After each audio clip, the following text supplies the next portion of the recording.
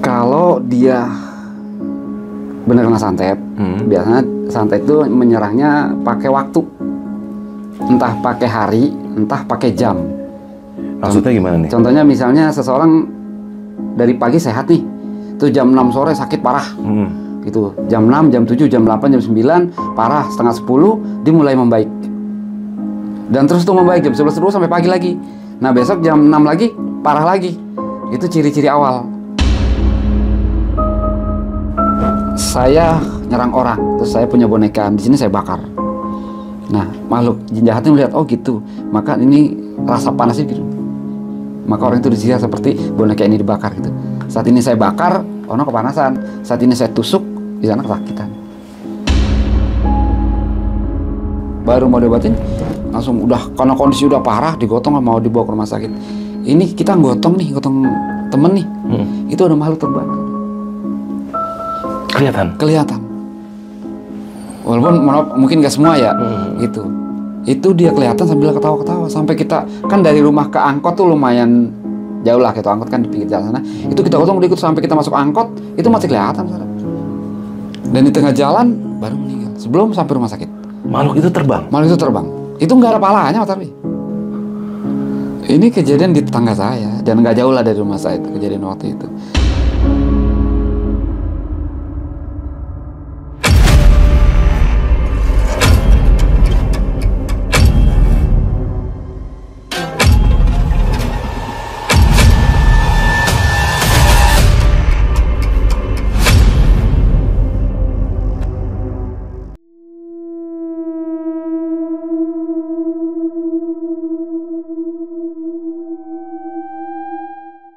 Assalamualaikum brother, ketemu lagi di channel Jajah Malam. Studio kami hari ini kedatangan seorang tamu. Beliau adalah seorang pemandi dan pengubur jenazah yang pernah kisahnya dulu kita angkat. Hari ini beliau datang silaturahmi lagi ke studio. Alhamdulillah. Mau tahu kan orangnya siapa? Langsung aja gue perkenalkan dengan Pak Malik. Apa kabar Pak Malik? Alhamdulillah. Sehat Pak Malik? Alhamdulillah sehat. Pak Malik, makasih nih udah mau nyempetin mampir lagi ke sini. Alhamdulillah. Nah, Pak Malik, waktu itu kan yang terakhir Pak Malik mengangkat kisah tuh ternyata responnya lumayan ini ya, maksudnya ada sisi-sisi lain tentang yang terakhir kali kita angkat, tentang apa sih kemarin tuh? Tentang kejinan itu. Masalah dunia jin ya, dan yang mungkin bagi orang awam termasuk saya tuh ternyata begitu gitu.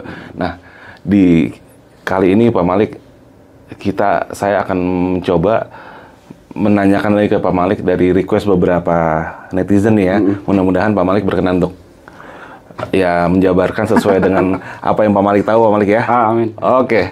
Nah, sebelumnya Pak Malik, kan Pak Malik udah pernah nih ngerekomendasiin narasumber ke saya. Nah, kalau di Jajah Malam Pak Malik, kalau dapat rekomendasi dari seseorang itu kita kasih hadiah free giveaway.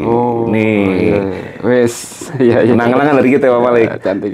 Alhamdulillah. Buat lu semua yang pengen dapat kaos-kaos Jajah Malam, dan ini kita kalau depannya ada gini, belakang kita kasih logo bro. Nah, lu bisa rekomendasiin teman lu siapapun itu yang punya kisahnya menarik dan ternyata kita angkat, lu akan kita kirim ini gratis. Atau bagi yang pengen juga punya kaos ini tapi nggak punya referensi narasumber, lu bisa hubungin nomor admin yang tertera di sini. Oke? Ya. Pak Malik, abis ini kita mulai setelah opening. Tuh, 2, 3. Santet atau guna-guna, sebuah ilmu hitam yang sudah dikenal di Indonesia sejak lama. Walaupun ada sebagian orang yang tidak percaya dengan adanya ilmu hitam tersebut, namun kita sering sekali mendengar ada banyak orang yang mengalami sakit yang tidak wajar dan akhirnya percaya. Di sini Pak Malik, seorang pemandi jenazah, akan menceritakan pengalamannya tentang ilmu hitam itu yang juga pernah menimpa dirinya.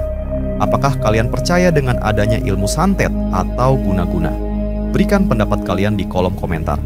Sebelum kita masuk ke kisahnya, jangan lupa pastikan wifi tetangga sudah tersambung dan beli rokok di warung Madura. Mari kita dengarkan kisahnya.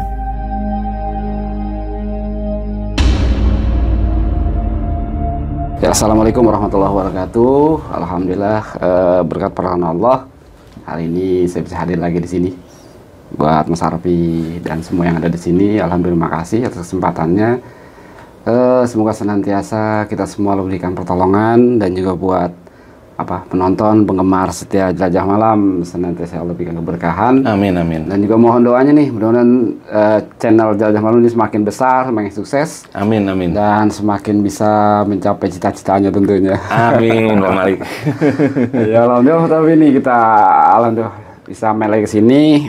Cuma kita ngobrol apa nih kira-kira nih? Nah, kita di sini ngobrol santai aja ya. Oke. Ngobrol warung kopi. Amin, amin. Didengerin orang. Okay.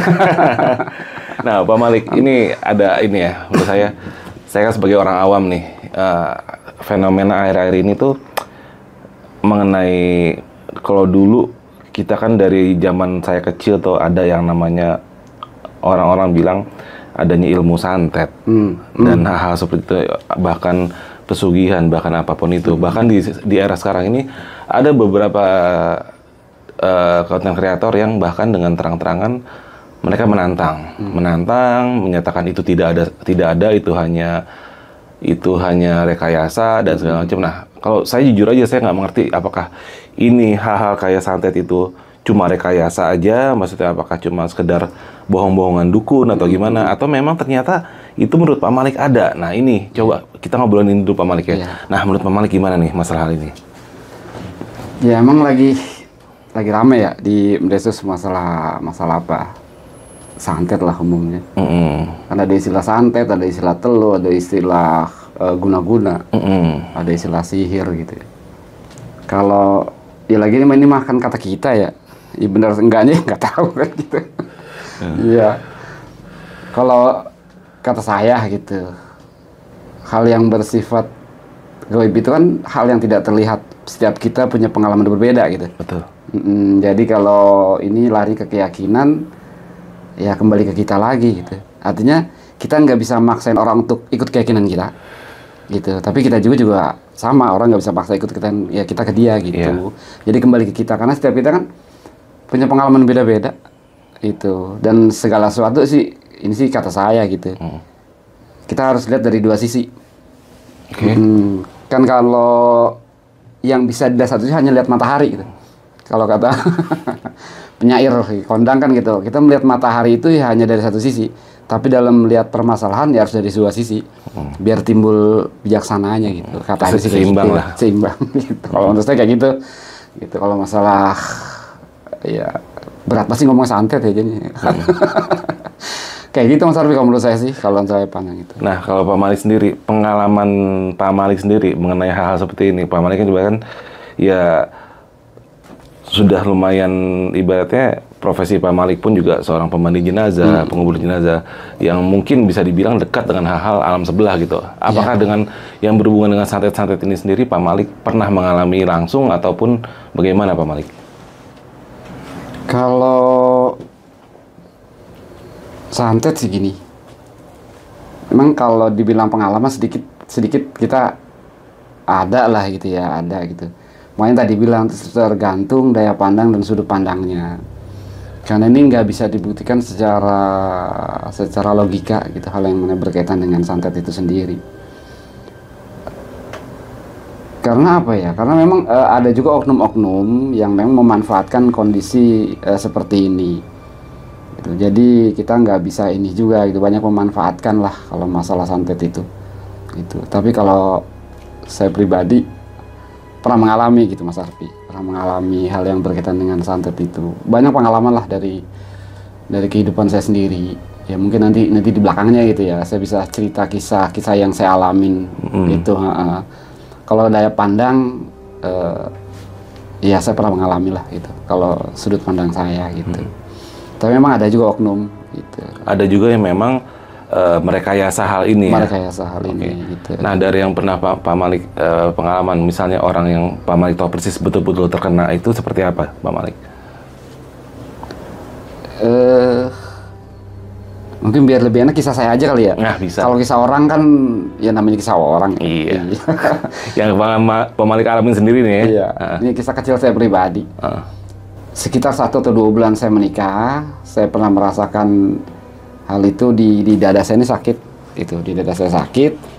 Waktu itu saya di awal video dulu saya pernah cerita kalau saya pernah kerja di konveksi gitu. Kebetulan ruangannya itu ruko 3 lantai, di atas tuh paling atas tuh tempat kita ngejemur pakaian. Dan dada saya sakit gitu. Dada saya sakit, kebetulan apa ya? Secara apa sih pengetahuan kali ya. Sedikit saya ada ciri itu gitu. Cuma saya nggak berburuk sangka. Dada saya sakit, terus saya berasa ini ada hal yang nggak bener gitu. Terus saya ajak ngobrol. Saya bilang gini, saya izinin kamu di badan saya selama 3 hari, tapi jangan lebih gitu. Soalnya saat ini saya harus kerja, harus usaha, karena saat ini saya udah punya keluarga gitu, udah punya istri. Jadi jangan ganggu saya gitu. Selama 3 hari itu saya nggak bisa makan, Mas Arfi. Nggak bisa makan. Kalau saya makan apa sih? Roti yang harga 2.000 ya mohon maaf. Kan kecil rotinya ya. Gitu. 1 gigi itu telan muntah. Muntah saya. Jadi selama 3 hari saya benar-benar nggak makan. Gitu. Paling ganjel-ganjel apa minum ya teh manis atau apalah gitu buat jaga badan aja. Gitu tuh sampai 3 hari. Setelah 3 hari, di hari ketiga saya ada komunikasi lagi bahwa udah selesai gitu, artinya tolong keluar karena saya harus kerja. Tapi dia nggak mau. Gitu. Oh, Pak Malik sudah merasa memang ada sesuatu yang ada di dalam diri masuk gitu. ke Pak Malik. Masuk ke saya gitu. Cuma kok saya baik banget ya, makhluk itu saya izinin gitu. Kenapa tuh? Alasannya kenapa? Karena gini, karena makhluk itu, perjanjiannya itu, setiap makhluk itu konsekuensinya harus berhasil. Kalau gagal, ya dia musnah. Ada yang nyuruh dia. Terus? Konsekuensinya kalau dia gagal, dia mati. Maaf, katakanlah dukun. Ya. Dukun mengirim makhluk untuk menyerang seseorang. Semisalnya makhluk ini gagal, dia akan mati. Dimusnahkan oleh ya, si dimusnahkan dukun. oleh si dukun. Jadi nggak ada konsekuensi gagal, nggak ada dia. Jadi harus berhasil, makanya dia ya harus berhasil. Karena gini, mohon maaf ya. Seseorang yang dikirimi santet, bahasa kasarnya, terus orang itu punya penjaga atau punya sesuatu lah yang melindungi, maka dia akan menyerang samping, entah anak, entah istri, siapa, yang penting kena sasaran. Jadi dia pulang bawa laporan bahwa dia berhasil menyerang. Itu makanya sering kita dengar ada salah sasaran, salah kirim. Sebenarnya bukan salah. Bapaknya yang dituju, anaknya yang kena. Bisa anaknya, bisa siapa aja yang ada di situ. Kayak gitu. Karena dia nggak mau kalau pulang gagal, hancur. Itu serba salah buat makhluk itu sebenarnya. Nah itu jadi alasan. Iya, saya sih bukan orang baik gitu ya. Cuma karena apa ya? Ya ada rasa lain lah. Jadi saya bilang oke lah di badan saya 3 hari gitu. Jadi setelah 3 hari saya ajak komunikasi lagi dan dia nggak mau keluar. Ya mohon maaf, hari itu terpaksa saya keluarkan gitu, karena kan kita juga nggak enak badan kan dalam kondisi sakit harus kerja gitu kan. Saya keluarkan, alhamdulillah hari itu jam 12 siang karena ya saya istirahat kerja jam 12, saya ke atas tempat jemur pakaian itu, kondisi panas, saya keluarkan di situ dan dia waktu itu di kuping saya tuh ada suara kayak ngejerit gitu. Nah, dia keluar. Nah, begitu dia keluar di mata saya tuh ada apa ya, seseorang lewat gitu, pokoknya wajah seseorang. Dan saya kenal gitu. Saya kenal. Kok gitu, saya mau kaget. Cuma ya udahlah gitu kan, hari itu udah selesai. Saya turun, terus saya makan roti lagi. Mohon maaf, hari itu saya makan roti langsung habis 2. Karena udah normal. Normal. Saya pikir alhamdulillah gitu. Makan normal, badan pun keringetan normal semua hari itu. Saya kerja lagi normal. 2 minggu kemudian orang ini lewat depan rumah saya gitu. Yang wajahnya tadi muncul? Yang wajahnya tadi muncul lewat. Saya lagi ngopi depan nih. Lalu saya kaget. Kok orangnya nih udah. Cuma saya diemin. Karena dia lagi menuju ke arah sana gitu. Ada keperluan. Saya tungguin sampai dia lewat lagi. Tapi saya juga nggak punya pikiran jelek gitu. Saya cuma ingin konfirmasi ya, nanya gitu nih. Saya mau nanya tentang kasus itu gitu. Kenapa kok ada wajahnya dia? Niat saya kayak gitu. Tapi baru saya bilang, maaf ya. Maaf nih mau tanya gitu. Dia langsung bilang, enggak, itu kemarin cuma ngetes doang. Itu sambil nyengir, sambil lewat terus gitu. Padahal Pak Malik belum ngomong apa-apa? Belum, baru ngomong kayak gitu doang. Dia sambil udah gitu. Dan sejak hari itu sampai hari ini, ya orang itu apa ya, ngargain saya gitu. Ya saya sini mohon maaf, ini bukan menuduh, bukan gitu. Waktu itu ternyata kan cuma nanya ya. Waktu itu kejadiannya kayak gitu. Kayak gitu. Artinya dia tahu kalau Pak Malik tahu. Ya kemungkinan besar gitu. Karena dari nyengirnya agak-agak beda juga gitu. Nyengirnya agak beda.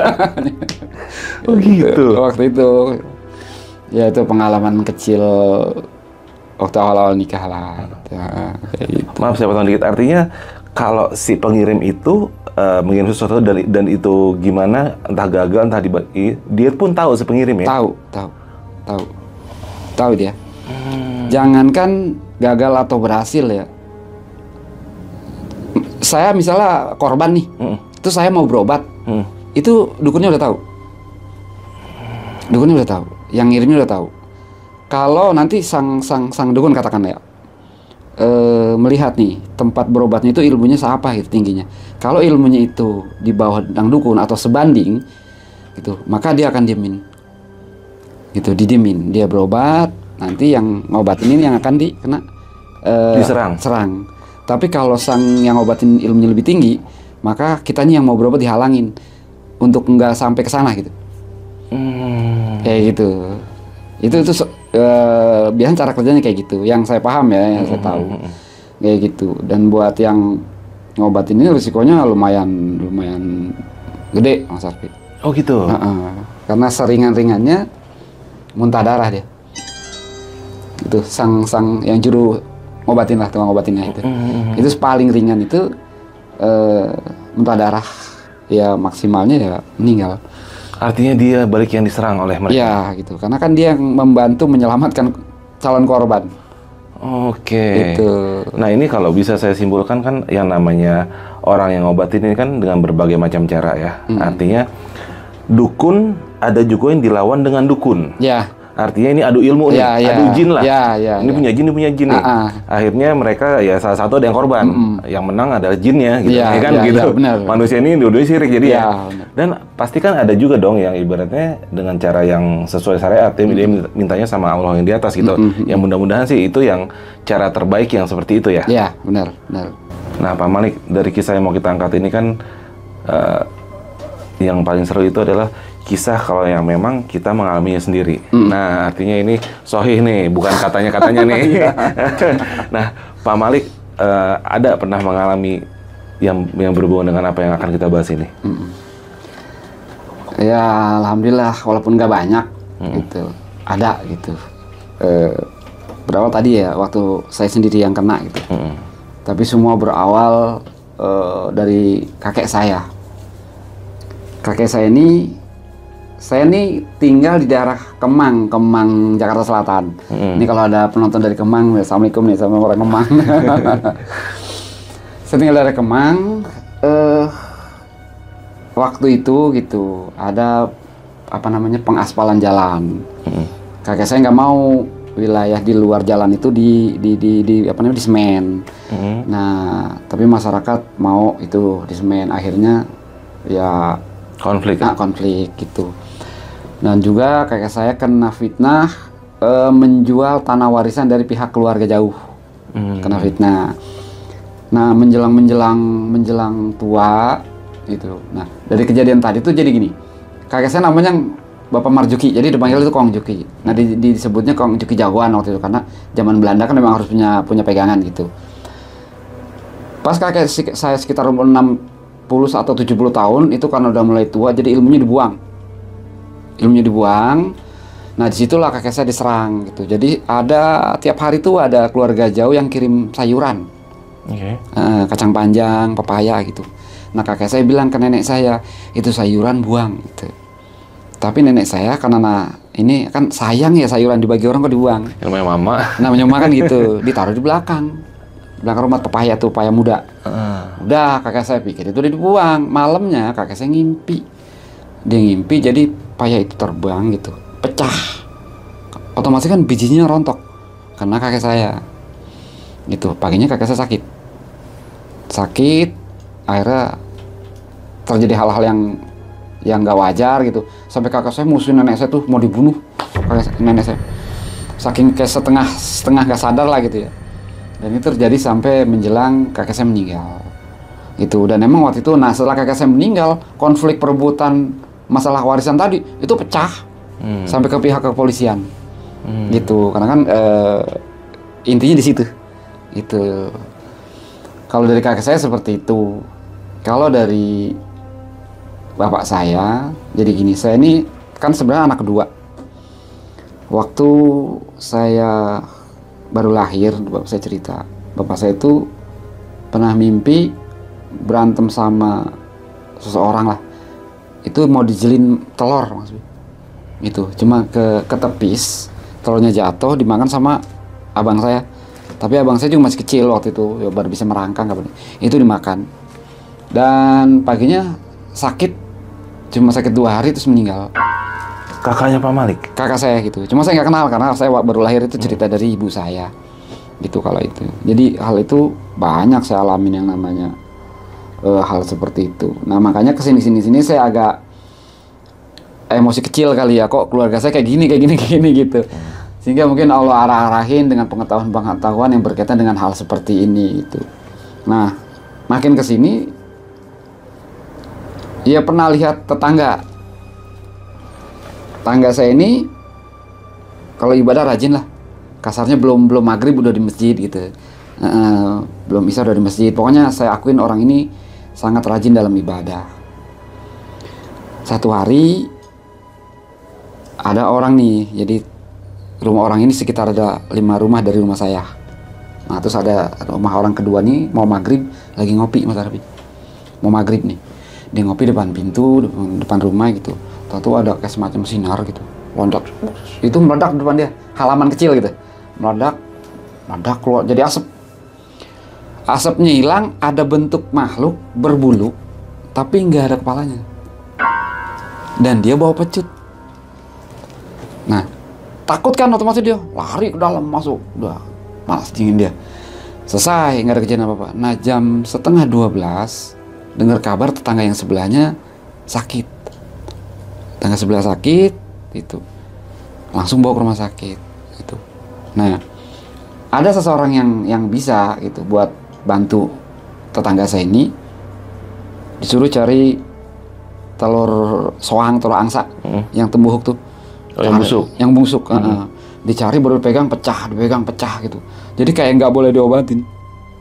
Akhirnya diobatin, barang itu dapat, baru mau diobatin langsung udah, karena kondisi udah parah, digotong mau dibawa ke rumah sakit. Ini kita gotong temen nih, itu ada makhluk terbang. Kelihatan. Walaupun mungkin nggak semua ya, gitu. Itu dia kelihatan sambil ketawa-ketawa, sampai kita kan dari rumah ke angkot tuh lumayan jauh lah, gitu. Angkot kan di pinggir jalan sana. Itu kita gotong ikut sampai kita masuk angkot, itu masih kelihatan, Sarap. Dan di tengah jalan baru meninggal sebelum sampai rumah sakit. Makhluk itu terbang. Itu nggak ada palanya, Mas Arfi. Nggak ada palanya gitu. Ini kejadian di tetangga saya dan nggak jauh lah dari rumah saya itu kejadian waktu itu. Itu makanya jadi percaya nggak percaya ya hal kayak gini gitu. Kita mau percaya ya nggak kelihatan, nggak bisa dibuktiin. nggak bisa dibuktiin. Kita nggak percaya, kita ada kesempatan ngelihat kayak gitu. Itu. Ada lagi, saya punya tetangga agak jauh, tapi orang ini punya jasa besar dalam hidup saya gitu. Kebetulan dia termasuk orang yang lahir hari Jumat, gitu. Artinya dia tuh sangat nggak percaya dengan hal yang kayak begini, sangat tidak percaya, gitu. Sampai kalau kita kecil kita pernah disembur sama dukun sembur gitu, tuh dia nggak percaya betul, nggak percaya betul karena emang dia anti lah kayak gitu. Selalu logis aja deh. Selalu logis gitu. Semuanya nggak percaya karena emang dia nggak pernah ngalamin hal itu gitu. Satu hari keluarganya kena masalah sakit dah gitu, masalah sakit. Ya awal kan dia berpikir normal aja namanya orang sakit. Itu terus dari awal bapaknya sakit meninggal gitu, meninggal. Nggak lama adiknya laki-laki, adiknya nomor 2 atau nomor 3 lah ini dari di bawah dia. Sakit nggak lama meninggal. Selang seminggu mungkin itu sakit lagi, ada satu lagi meninggal juga. Jadi dalam kurang lebih ya sebulan atau sebulan setengah lah gitu. Keluarganya 3 meninggal. Nah dia mulai panik lah gitu, sampai teriak-teriakan, bahasa stres kali gitu. Ini apa ya? Siapa lagi sekarang yang mau dimatiin? Apa gua udah mau tahu udah wah ngoceh dah gitu. Di bulan berikutnya ibunya meninggal juga. Enggak, ibunya nggak sempat meninggal. Ibunya gatal-gatal. awalnya nih, gatal-gatal, sakit, ya berobat lah ke dokter gitu, nggak sembuh. Ibunya mau sholat nih, wudhu, jatuh. Ibunya malas buat mau ibadah, padahal ibunya kalau mau ibadah rajin gitu. Nah anak-anaknya heran, kok ibu jadi malas buat ibadah ya, dipaksa-paksain, tetep mbak mau. Akhirnya dinasihatin mau tuh sholat, wudhu terus diri di sajadah. Begitu diri sajadah, jatuh ibunya gitu. Ini tangan semakin makin parah dah koreknya gitu ya. Nah kalau orang Betawi kan ada istilah tetirah gitu. Apa tuh? Tetirah tuh keluar dari rumah dulu, ke rumah nginep di rumah siapa kayak gitu. Oh, ngungsi dulu. Ngungsi, ditetirah lah ke masalah satu orang agak jauh. Di sana mah normal, sholatnya normal, makannya normal, lukanya sembuh, gatalnya hilang, sembuh kan, baik lagi pulang, 2-3 hari, begitu lagi. Dan buat tetangga yang nengokin, karena ibu ini kan rajin ibadah, rajin sosialisasi di lingkungan lah yang ngaji-ngaji gitu, kan banyak temennya tuh nengokin, itu temennya nengokin pulang gatel. Itu gatel, berimbas kepada teman-teman yang nengokin itu. Ya akhirnya ya saya juga awalnya nggak tahu gimana gitu. Hari itu saya gini, jadi di tempat itu ada dua empang gitu, 2 pemancingan di bawah tuh. Kalau dari jembatan, yang satu dari jembatan lurus, yang satu di jembatan ke kanan gitu, 2 empang. Saya di rumah, kok hari ini pengen ke empang, kenapa ya gitu. Saya tahan-tahan tapi nggak ketahan gitu. Pengen tahu pengen ada apa sih? Nah, ke empang lah saya. Dari jembatan itu saya lurus ke empang yang lurus. Kok sampai empang saya malah sakit. Ini ada apa nih? Saya pengen ke empang tapi kok malah sakit. Udah saya pulang. Begitu sampai ujung jembatan saya ingat, oh iya kan sana ada pemancing empang lagi. Saya ke empang sebelah. Begitu saya sampai, itu teman saya nengok ke saya. Dia bilang gini, "Ya untung lu kesini gitu." "Emang apa?" "Ini gue mau ngomong gitu." Nah dia lagi mancing nih, kasih temen. "Pengen gue ngomong sama Malik nih gitu." "Oh, ya udah ngomong lah." Cerita dengan kisah yang tadi. Nah dia bilang, "Ya udah ayo gitu, main ke rumah." Saya ke rumahnya, terus saya wudhu gitu. Saya wudhu dulu depan rumah, saya masuk. Dia cerita kalau ada satu ruangan, dia bilang kejadiannya sering di sini gitu ibunya. Akhirnya ya udah, ruangan itu nggak ada pintunya tapi cuma hordeng gitu doang. Begitu saya buka hordeng, kaki saya di sebelah kanan masuk injek area kamar gitu, lewatin pintu. Itu saya mental gitu, mental lah ke tembok gitu. Saya kaget juga, astagfirullah, kok gini gitu. Akhirnya ya udah kita komunikasi lah. Saya bilang saya sini cuma silaturahim, saya sini cuma karena diminta tuan rumah lah gitu, nggak macam-macam gitu. Tapi kalau gini caranya mohon maaf gitu. Saya ya gimana lah gitu. Akhirnya ya udah ayolah gitu, saya itu masuklah saya ke kamar itu. Terus apa bahasanya, berantem gitu ya, berantem kali ya dengan si makhluk ini. Gitu di ruangan itu. Sampai alhamdulillah alokasi tolong itu selesai lah situ. Selesai, saya keluar, basah semua nih, bebas. Selesai udah keluar, jadi mereka nanya gimana, ya, alhamdulillah gitu, kondisinya udah ini gitu. Tapi ntar malam kita kumpul ya, kita bahasanya kita doa bareng lah gitu. Nah, selesai saya pulang, malamnya saya balik doa dalam, kita kencengin ayat kursi bareng-bareng rame-rame gitu sama tim keluarga. Dan kebetulan saya buat teman satu nih, itu buat teman di situ. Selesailah cerita. Nah, pulang dari situ teman saya cerita tuh. Tadi katanya lagi doa bareng gitu. Ada yang datang gitu. Sosok orang lah pakai serba hitam, depannya ada wadah gitu. Kalau saya nyebut tampah. Ada pernak-pernik lah, ada kembang, ada telur, ada selayaknya dukun lah gitu. Itu marah-marah kata saya katanya. Terus wah saya dimakin-makin, saya cengir aja gitu. Itu sampai akhirnya dia bilang ya dia minta maaf lah kasarnya gitu. Dia minta maaf karena pada saat kita lagi doa bareng itu ininya itu sempat berantakan itu. Sesajennya. Itu sempat berantakan. Jadi dia akhirnya minta maaf ke ya keluarga besar situlah gitu. Gitu. Alhamdulillah dari kejadian itu alhamdulillah selesai. Itu alhamdulillah. Itu. Artinya maaf saya potong, artinya si yang ngerjain ini sudah sempat berhasil dengan keluarga yang lain, cuma pasti ibunya ini bisa diiniin. Ya lagi-lagi kalau kita bilang berhasil mungkin berarti kita menuduh ya. Iya sih. Iya kan gitu, iya menuduh. Sih. Seolah-olah emang dia gitu. Nah itu. Kalau itu sih saya walau alam kita bedain dah. Karena emang kembali namanya hal ini nggak bisa terlihat, jadi nggak bisa dibuktikan. Ini hanya satu alur kisah. Ya begitu ceritanya sampai alhamdulillah ibunya sehat lah gitu, kurang lebih kayak gitu sampai ini. Nah, oke. Ini kan masalah kiriman-kiriman ya, kayak persantetan. Itu artinya kan ada manusia yang bersekongkol dengan jin untuk mencelakai manusia lainnya, ya kan? Nah, kalau pandangan Pak Malik tentang hal yang agak beda sedikit, yang disebut pesugihan. Biasanya kan ada nih sebuah, misalnya dia usaha, supaya usahanya itu ya maaf dia berkolaborasi dengan jin juga, tapi itu meminta korban. Misalnya yang dikorbankan ini karyawannya, misalnya di warung bakso nih, karyawan Taradem ini. Hal seperti ini gimana nih kalau menurut Pak Malik nih? Sejauhnya sama cerita aja ya. Iya. Sama cerita kisah yang saya alamin ini. Jadi awalnya gini, waktu itu bulan Ramadan jam 9 malam. Artinya saya emang udah istirahat gitu. Saya kedatangan temen bertiga datang biasa, assalamualaikum, duduk. Terus salah satu yang tiga ini cerita, kebetulan yang tiga ini umurnya di bawah saya gitu, artinya manggil saya abang gitu. Dia gini, bang, ini si A dari tadi ngoceng-ngoceng dulu gitu, terus ngamuk-ngamuk, makanya terus dia nyebut-nyebut pengen kesini terus gitu. Lah saya tanya, emang kenapa? Nggak tahu bang, mau saya bawa kesini gitu. Tapi emang kan saat dia datang udah beda lah gitu, udah beda. Itu udah nggak konsen, udah nggak bisa datang ngobrol, udah beda gitu kondisinya.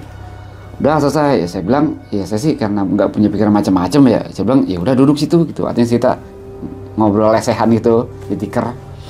Udah selesai, dia ngamuk ngomong yang nggak jelas, ngomong ini orang kenapa ya, saya bilang kok kayak gini gitu. Cuma saya dimin aja gitu, saya kan orangnya nggak mau ribet sama lebih. Ya siapa mungkin bodoh amat itu, saya mah ngopi aja, ngerokok, ngobrol, tapi dia ngoceng. Saya lama-lama kok Kayak orang kesurupan gitu? Kayak orang kesurupan. Dan suara, bentuk suaranya apa ya, bentuk suaranya dah. Ya pokoknya suaranya bukan suara dia. Suaranya bukan suara dia, cuman karena emang saya orangnya nggak terlalu ambil pusing, ya bodoh amat lah, yang penting nggak ngerugiin gitu. Saya suka aja lah, iya, bebas aja di sini gitu. Cuman dia ngoceh terus, saya demin. Akhirnya di perhatian itu langsung begini, Bang Malik, gitu. Ya, ini Bang Malik ya? Iya. Nah di situ saya aneh. Lah kok nih anak manggil gue kayak gini ya, kayak nggak kenal gitu, kayak orang baru kan emang. Biasanya akrab gitu ya? Iya akrab banget, emang sehari kita sering ngobrol, sering ngumpul lah, sering nongkrong. Saya belum juga. Iya emang kenapa? Oh Bang Malik ini ya, aduh maaf, saya minta maaf, ampun. Lah minta maaf kenapa? Sebentar lagi nih. Oh berarti ini, terus ini siapa? Dia bahasanya kayak gitu. Nanya ini siapa? Nah ini siapa? Lah emang kenapa? Ini iya temen gitu. Oh maaf gitu. Sebentar, saya cabut-cabutin dulu gitu bahasanya. Lah saya bingung. Maksudnya apa nih? Itu tuh saya cabutin dulu gitu. Terus dia diem tuh. Ada sekitar hampir 5 menit lah gitu. Dia diem. Cuma saya juga, dia diem, saya mikir maksudnya apa sih gitu kan. Cabutin lah, saya diemin aja dulu. Nggak lama dia ngomong lagi. Udah Pak Malik, saya udah cabutin. Yang di kaki, yang di kepala, yang di belakang. Udah bersih semua. Saya maaf, saya nggak tahu kalau ini masih teman Pak Malik. Begitu. Lah, emang kenapa saya gitu? Sebenarnya begini, ini dia memang mau ditumbalin bulan mulut besok katanya. Mau ditumbalin sama siapa? Sama tempat dia kerja gitu. Lah emang akhirnya dia cerita. Si makhluk ini dari badan orang itu cerita sendiri. Cerita gitu. Akhirnya kan saya jadi makin penasaran kan. Lah kayak gimana? Jadi dia ini kerja di tempat apa ya namanya, perusahaan lah gitu ya. Dia emang udah niat ditumbalin gitu bulan depan, makanya kehidupan kayak ini. Dan saya langsung oh kayak gitu. Terus gimana nih? Tapi saya nggak tahu kalau ini masih temannya Pak Malik katanya. Saya minta maaf lah, udah kayak gitu. Udah ngoceh, diem dah tuh akhirnya. Diem, ya kita kasih air gitu ya, suruh minum, ngopi bareng gitu. Normal tuh Mas Arfi. Nggak lama normal, ngerokok celeng lagi, ngamuk lagi terkait gini. Bang Malik, nah ini normal suara dia nih. Tuh dia datang lagi tuh, dia bawa pedang, bawa ini. Saya mau dibawa, saya mau dirantai, saya mau begini. Lah ini anak gimana, kenapa lagi nih gitu. Tapi suara dia gitu. Udah dia. Tapi terkait itu, Bang Malik tolong saya. Wah ngaco nih saya pikir, berarti kan udah ada hal lain nih. Udah saya pegang sama temen gitu. Akhirnya ya kita doalah ya dengan yang kita bisa, gitu, yang kita ngerti gitu. Nggak lama diem lagi, ngamuk lagi, ngerokok lagi, normal lagi. Nggak lama datang lagi, ngoceh lagi, tapi bukan suara dia lagi, ngoceh lagi, saya diemin. Itu dari jam 9 sampai setengah 4. Lama. Bukan lama lagi gitu. Gitu. Sampai akhirnya ya karena saya juga capek kan ya, kita udah ngerokok banyak, udah ngopi nambah melulu. Jam 3 kurang 10 gitu. Akhirnya saya giniin. Oke, sekarang gini dah. Situ sebenarnya siapa tuh, semuanya apa? Gitu. Soalnya bukan gitu. Ini udah jam 3 lewat. Saya mau sahur karena saya besok mau puasa gitu. Situ puasa nggak gitu? Enggak, saya nggak puasa. Situ mah enak nggak puasa. Lah saya kan harus puasa, sahur udah setengah 4. Udah pulang dah gitu. Sebenarnya ayo dah, bukan gimana cerita. Nah, dia ceritalah bahwa sebenarnya dia ada yang menyuruh untuk menumbalkan ini bulan depan, mulut depan mau dibawa. Dia udah makanya dikasih fasilitas di tempat kerjanya. Maksudnya gimana nih? Fasilitas kalau ini ceritanya nanti cerita pas dia udah sadarnya nih. Nah, oh gitu, terus kayak gini. Yaudah sekarang akhirnya dia minta sama saya, udah sekarang saya pulang dah gitu. Ya udah pulang karena udah mau setengah 4 nih sama sahur. Pulang tuh dia. Ya, entah sih pulang saya nggak lihat gitu. Pokoknya dia sadar, dia mulai ngerokok lagi. Udah saya suruh pulang tuh. Udah ajak pulang dah. Udah mau setengah 4 nih, gue mau sahur kayak gitu. Pulanglah dia tuh ceritanya. Berapa hari kemudian saya temuin lagi. Udah lebih fresh gitu ya. Akhirnya saya tanya sebenarnya emang lagi gimana? Sekarang kerja di mana? Cerita dia kerja di satu tempat, diajak tetangganya itu, tapi dia dikasih gaji lebih gede gitu. Dia dikasih fasilitas lebih kayak bonus, kayak apa gitu. Dia juga heran. Kayak dispesialin. Di tempat padahal dia orang baru. Yang ngajak siapa? Disebutlah si A gitu ya. Nah terus kayak gini. Emang enak bang, orang gajinya lebih gede dan bonusnya, bonus saya betah katanya. Oh, tapi kenal dengan orang yang namanya ini? Kenal, kan dia ngajak saya. Terus tahu gini nih, iya, jadi saya konfirmasi dengan waktu dia ngamuk gitu. Iya gitu, bahwa dia diajak kerja oleh seseorang yang namanya ini dan dapat fasilitas lebih daripada yang lain dan kondisi kayak gitu. Nah, ya artinya ada sinkron. Walaupun setelah itu ya masa-masa pemulihan lah bahasanya, agak nggak nyambung otaknya, agak apa ya, nggak nyambung lah pokoknya, agak sedikit kadang-kadang ngaco gitu. Itu pemulihan tuh sebulan lebih tuh, sampai akhirnya ya kalau sekarang sih alhamdulillah. Itu karena alhamdulillah gitu. Ya dari kisah ini saya nggak memastikan bahwa ini adalah calon tumbal, nggak. Cuman dari ocehan dia saat dia lagi nggak sadar gitu, plus pas dia sadar saya konfirmasi ceritanya iya bahwa dia emang karyawan baru di tempat kerjanya dan punya gaji lebih. Gitu.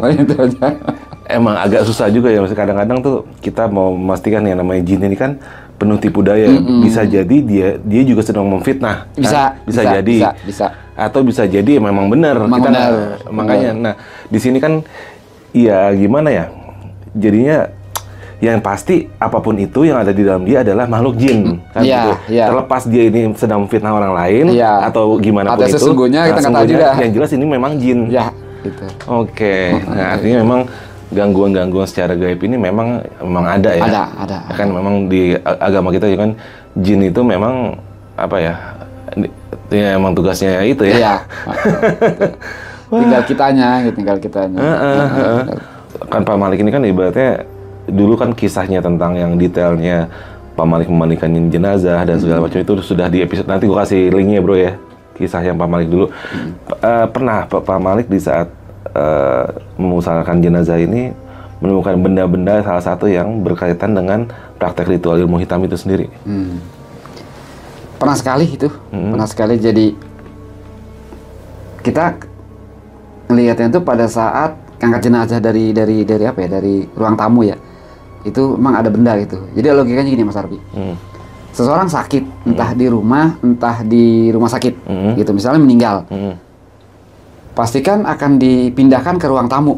Iya, untuk tamu datang kan, ya, bantu doa gitu kan. Artinya saat jenazah di ruang tamu itu dia posisi baru gitu maksudnya.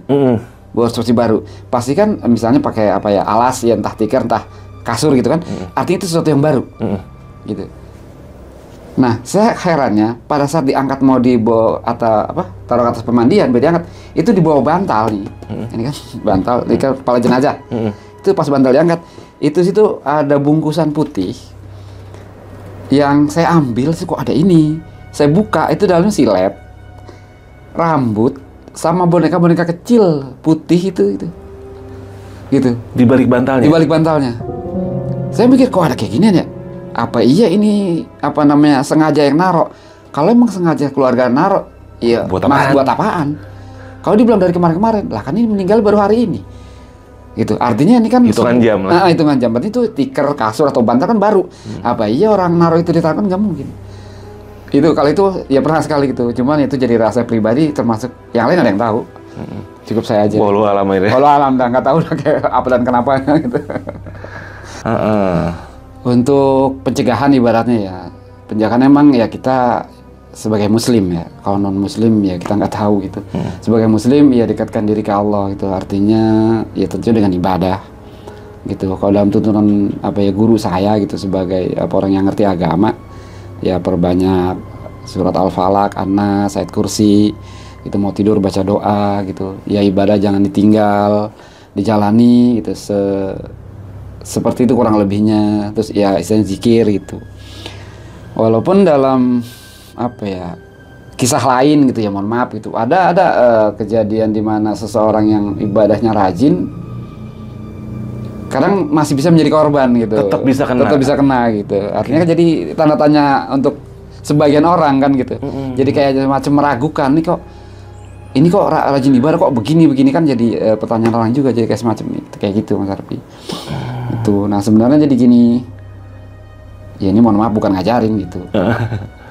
Jadi kalau kata pembimbing saya tuh cara terbaik untuk tidak terkena hal itu, pertama dekatkan diri ke Allah dengan ibadah tentunya. Yang kedua, kalau kita ibadah, kita sholat, kita apa itu kan kita ingat ke Allah pada saat sholat aja. Nah, maka tuntunannya itu ya hati kita jangan pernah berhenti untuk ingat senantiasa ingat ke Allah gitu. Kita berzikir, kita ingat ke Allah gitu. Biar itu nggak kena. Karena kan kita ya, ibadah lah gitu kan, ya paling berapa menit kan gitu. Selebihnya kita aktivitas. Nah di sana bisa kena gitu. Dalam kondisi itu, terus dalam kondisi kita tidur, mungkin kita di kamar mandi, itu. Sebenarnya banyak celah untuk ngantung korban itu, banyak celah. Pertama dari kondisi tadi gitu. Yang kedua tidur kita gitu. Karena serangan itu macam-macam. Kalau diserangnya makhluk biasanya sedengkul kali, setengah meter kali ya. Itu dia ini setengah meter gitu kerjanya. Makanya kalau tidur tuh jangan di atas tempat tidur, salah satu pencegahannya. Makanya orang tua dulu bilang supaya nggak kena gitu-gituan tuh tidur di lantai. Di lantai. Itu benar. Benar ya. Karena kerja kalau dia kiri makhluk itu nggak ini. Makanya kalau kisah apa ya horor gitu. Kan kalau ada makhluk di TV ya, kuntilanak atau setan itu diangkat kakinya nggak nyentuh tanah gitu. Gitu. Karena emang aura tanah sama dia bertolak belakang. Karena dia dasarnya api. Gitu. Jadi tolak belakang. Makanya dia kerjanya ini setengah meter lah kurang lebih. Jadi kalau tidur di bawah nggak kena gitu. Kayak gitu. Tapi kalau orang ngirimnya lewat tanaman, ya kena. Karena tanaman kan dilangkain. Makanya banyak cara dan banyak. Oh banyak cara. Banyak cara dia menyerang, banyak cara kita untuk mengantisipasi. Jadi nggak satu titik.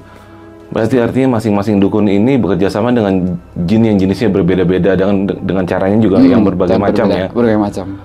Gitu. Jadi kalau antisipasi secara non agama ya, misalnya dengan cara bebacaan, dengan cara tidur, terus dengan cara macam-macam, itu banyak cara jadinya. Makanya cara terbaik ya kita senantiasa ingat ke Allah gitu. Kita zikir, kita ingat ke Allah, hati kita hidupin gitu, supaya dimanapun ini kita selamat. Tapi ya kuncinya gini Mas Arfi, nggak ada manusia sakti. Jadi siapapun kemungkinan kena. Bisa kena. Siapapun dia, gitu. Karena dasarnya nggak ada manusia sakti, gitu. Salah satunya kalau secara kelahiran seseorang ini ya banyak yang bilang kalau orang yang lahirnya di Jumat itu agak sulit. Gitu. Walaupun kena, tapi seperti tangan kita kena debu gitu, artinya nggak masuk ke daging, artinya lebih mudah dalam mengantisipasinya dibanding hari yang lain Oh, secara alamiah yang ada di hari-hari tertentu memang agak lebih sulit. Agak lebih sulit tuh kalau hari Jumat. Oke. Yang kedua, setiap manusia lahir itu kan ada istilah apes jaya. Apa tuh? Nah, apes jaya itu, apes adalah di mana kondisi seseorang tuh drop itu kekuatannya di bawah, paling bawah. Gitu. Hari-hari tertentu. Jadi lahirnya hari A, maka hari apesnya hari ini. Gitu. Iya. Di saat kekuatan dia berada di titik paling rendah. Ada hitung-hitungan hari, Ada tanggal hitungan hari. lahir. Gitu. Nah, ada yang namanya kan hari jaya. Jaya itu saat kekuatan lagi puncaknya. Makanya pada saat seseorang ingin apa ya, bahasanya nyantet seseorang, itu dihitung dulu, dia tanya nama, itu lihat hari lahirnya. Dari hari lahir ketahuan dia apesnya hari apa. Nah, di hari itulah dia biasanya mengirim. Karena walaupun orang itu mungkin punya apa ya, tameng lah kasarnya, kemungkinan besar bisa kena. Karena itu hari lemahnya dia. Hari lemahnya dia. Walaupun punya ilmu banyak tetap, karena ini ilmu di badan kita jadi kuat kan karena kita punya kegagahan ya. Tapi saat kegagahan kita lagi drop kan tetap nggak ini. Gitu.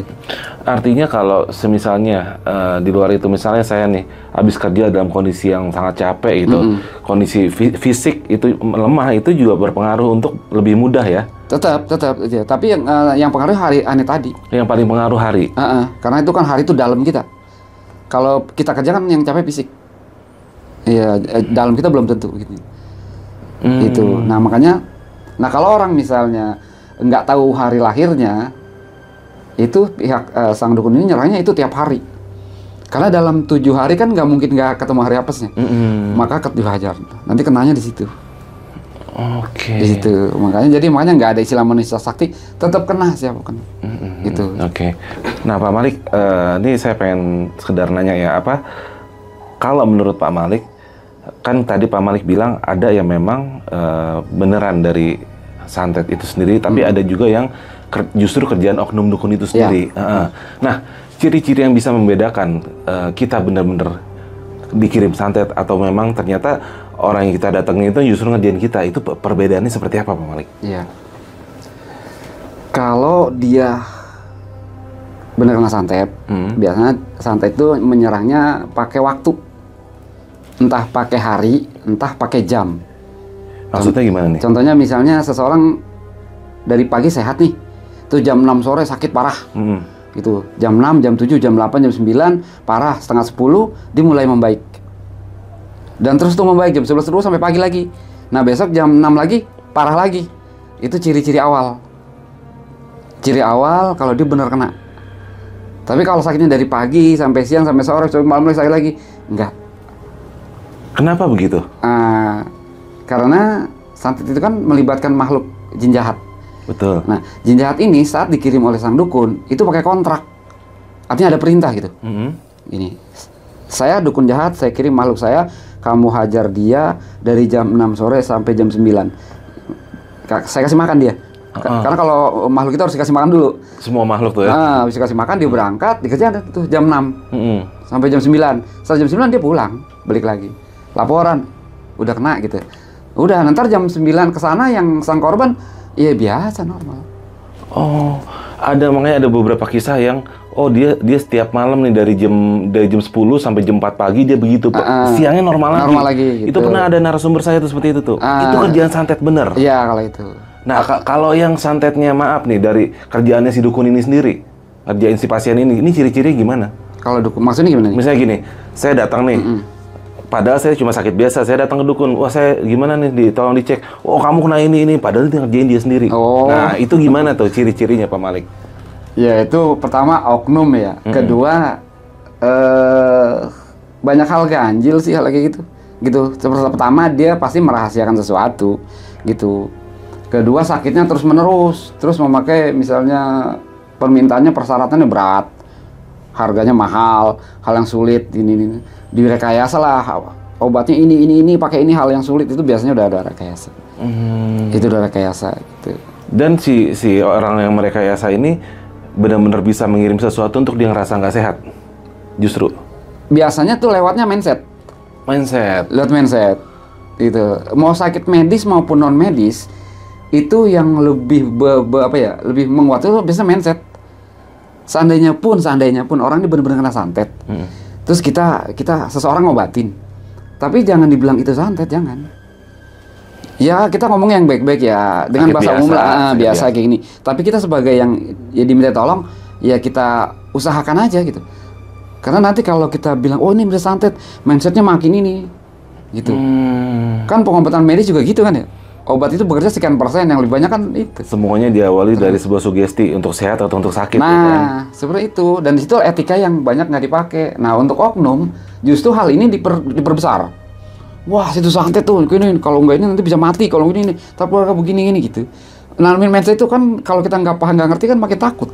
Benar. Akhirnya kita kesiksa dengan rasa takut kita sendiri gitu. Gitu. Yang awalnya nggak ada urut, ya itu. Ngomonglah ke tetangga ke sini atau ada temen nengokin gitu, rame, makin rame orang tahu, makin sakit itu sang korban. Iya. Iya, betul. Kalau ini emang kayak gitu. Kalau yang bener itu ya, kalaupun ternyata bener dibilang oh enggak apa-apa kok, sehat. Ntar juga sembuh nih, kayak gitu. Gitu diangkat-angkat ya. Misalnya ada etika, walaupun mohon maaf ya istilahnya paranormal lah.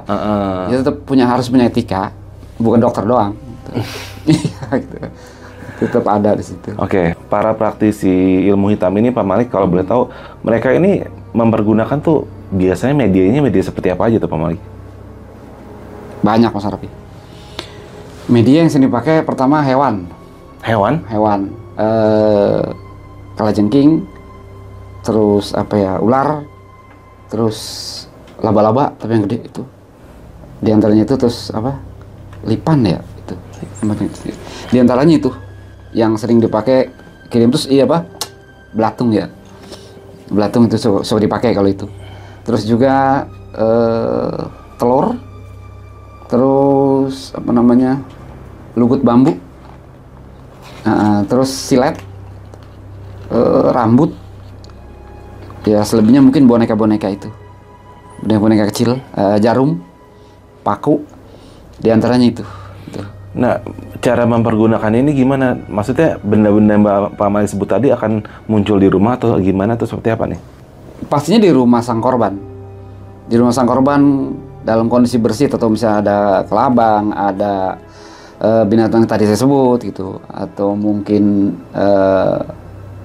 bisa bentuk tanaman gitu. Dikirimlah dalam bentuk bungkusan, ditanam.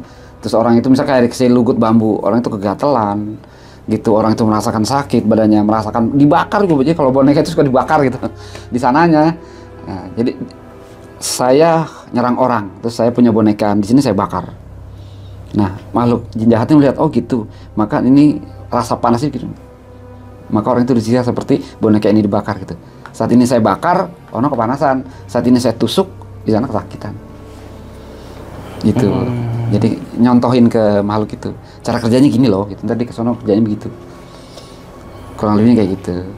Oke, dan untuk misalnya yang di era sekarang ini, dan maksudnya apakah ilmu-ilmu seperti itu juga mengikuti perkembangan zaman? Misalnya di zaman dulu tuh biasanya kayak gimana, dan di era sekarang tuh biasanya kayak gimana? Itu ada nggak Pak? Ada, iya. Jauh perubahan Mas Arfi.